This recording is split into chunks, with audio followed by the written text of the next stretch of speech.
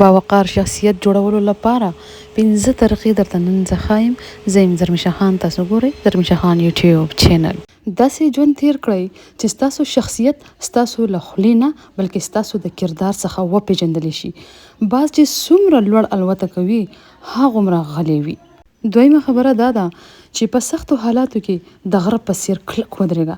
طوفانونه یوازې د ونو پاڼې رژوي، خو غرونه خپل ځای نه پرېږدي.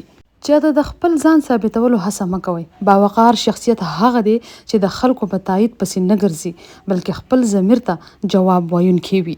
تل د عقاب په شان لوړ فکر ساتئ. کوچنی خلک د نورو په غیبتونو پسې ګرځي او لوی شخصیتونه د خپلو اهدافو په تعقب کې وخت وي. خپله خاموشي تر هغه ځای ورسوئ چې خلک ستاسو د یوې خبرې اورېدو ته تږي شي، ځکه زیاتې خبرې د سړي وزن کموي.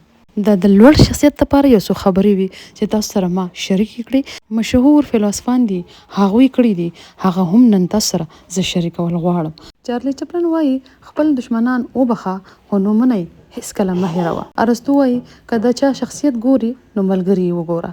افلاطون وایي خطر کتونکی انسان تل لوی کارونه ترلاسه کوي.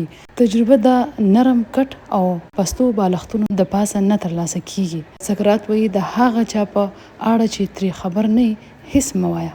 ویلسن وایي په کار کې تېروتنه غلطي نه بلکې عبرت دی.